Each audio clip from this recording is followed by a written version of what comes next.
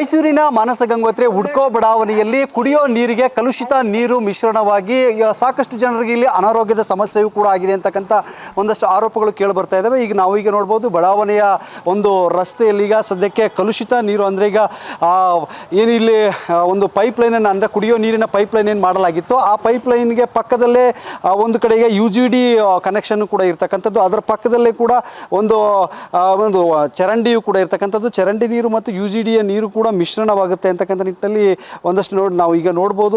ಒಡೆದ ಪೈಪ್ ನೀರಿನಲ್ಲಿ ಈಗ ಸದ್ಯಕ್ಕೆ ಸಾಕಷ್ಟು ಕಲುಷಿತ ನೀರು, ಕೆಂಪು ಬಣ್ಣದ ಮಿಶ್ರಿತ ನೀರು ಕೂಡ ಈಗ ಹೊರ ಬರ್ತಾ ಇರ್ತಕ್ಕಂಥದ್ದನ್ನು ನಾವು ಕೂಡ ನೋಡ್ಬೋದು.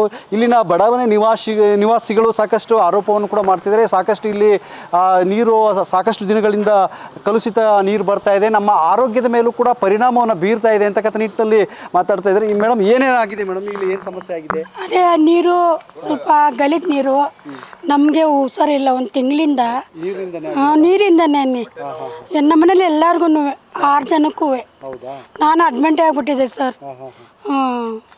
ಒಂದು 10,000 ಖರ್ಚು ಮಾಡಿದ್ರು. ನಂಗೆ ಇನ್ನೂ ಭಯ ಆಯ್ತೈತೆ.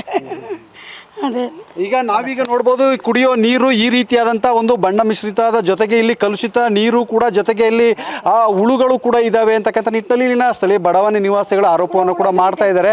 ಅಂದರೆ ಇಲ್ಲಿ ಅಂದರೆ ಒಂದು ರೀತಿ ಕಲುಷಿತ ನೀರಿನಿಂದಾಗಿ ಸಾಕಷ್ಟು ಆರೋಗ್ಯದ ಮೇಲೆ ಪರಿಣಾಮವನ್ನು ಬೀರ್ತದೆ. ಹಾಗಾಗಿ ಸಂಬಂಧಪಟ್ಟಂಥ ಅಧಿಕಾರಿಗಳು ಒಂದಷ್ಟು ಏನು ಇತ್ತ ಗಮನ ಹರಿಸಬೇಕು, ಒಡೆದಂಥ ದುರಸ್ತಿಗೊಂಡಿರ್ತಕ್ಕಂಥ ಒಂದು ಪೈಪ್ಲೈನನ್ನು ದುರಸ್ತಿ ಮಾಡಬೇಕು ಅಂತಕ್ಕಂಥ ನಿಟ್ಟಿನಲ್ಲೂ ಕೂಡ ಕೇಳ್ತಾ ಇದ್ದಾರೆ. ಮೇಡಮ್, ಎಷ್ಟು ನಿಮ್ಗಳಿಗೆ ಏನು ಸಮಸ್ಯೆ ಆಗಿದೆ? ಅದೇ 31 ನಾವು ಇದೇ ರೋಡೆ ತಾನೇ ಇರೋದು. ಇದು ಮಾಡ್ದ ತಾವಳಿಂದನು ಆ ಥರ ಆಗಿದೆ.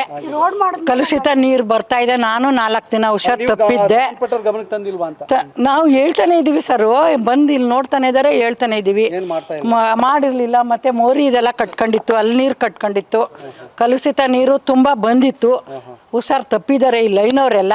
ಇದನ್ನ ಗಮನ ಹರಿಸ್ಬೇಕು, ಪಾಲಿಕೆಯವರು ಗಮನ ಹರಿಸ್ಬೇಕು, ಮತ್ತೆ MLA ಹರೀಶ್ ಗೌಡ್ರು ಗಮನ ಹರಿಸ್ಬೇಕು. ಓಕೆ, ಇದಿಷ್ಟು ಇಲ್ಲಿನ ಬಡಾವಣೆ ನಿವಾಸಿಗಳ ಒಂದು ಆಗ್ರಹವಾಗಿರ್ತಕ್ಕಂಥದ್ದು. ಮತ್ತೊಬ್ಬರು ಈಗ ನಾವು ಮಾತಾಡ್ಸೋಂಥ ಪ್ರಯತ್ನ ಮಾಡ್ತೇನೆ. ಏನು ಸಮಸ್ಯೆ ಆಗಿದೆ ಗೌಡ್ರೆ? ಸರ್, ಈ ರಸ್ತೆ ಮಾಡಿದ ಮೇಲೆ ಸಿಕ್ಕಾಬಳೆ ತೊಂದರೆ. ವಯಸ್ಸಾದವ್ರಿಗೆ ಭಾಳ ಕಷ್ಟ ಆಗ್ಬಿಟ್ಟಿದೆ. ಒಂದು ಮೆಮೊರಾಂಡು ಕೂಡ ಕೊಟ್ಟಿದ್ದೀವಿ. ಕಾರ್ಪೊರೇಷನ್ಗೆ ಮೆಮೊರಾಂಡು ಕೂಡ ಸೈನ್ ಹಾಕಿ ಕೊಟ್ಟಿದ್ದೀವಿ ನಾವು. ಅದನ್ನು ತಕ್ಕೊಂಡು ಅವ್ರು ಈ ಕಡೆ ಬಂದು ತಿರುಗಿ ನೋಡಿಲ್ಲ. ವಯಸ್ಸಾದವ್ರಿಗೆ ಭಾಳ ಹಿಂಸೆ ಆಗ್ಬಿಟ್ಟಿದೆ ಸರ್. ಈಗ ರಸ್ತೆ ಮಾಡಿದ ಮೇಲೆ ಈ ಚೇಂಬರ್ಗಳು ಕಟ್ಟಿ ಅಂದರೆ ಕಟ್ಟಲ್ಲ ಅಂದರು.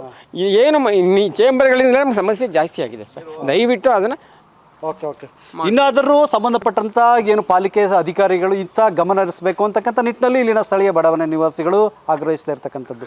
ಕ್ಯಾಮ್ರಾ ಪರ್ಸನ್ ಅಭಿಷೇಕ್ ಜೊತೆ ರಾಜೇಶ್, ರಾಜೇಂದ್ರ ಮಟ್ಟಿ, TV, ಮೈಸೂರು.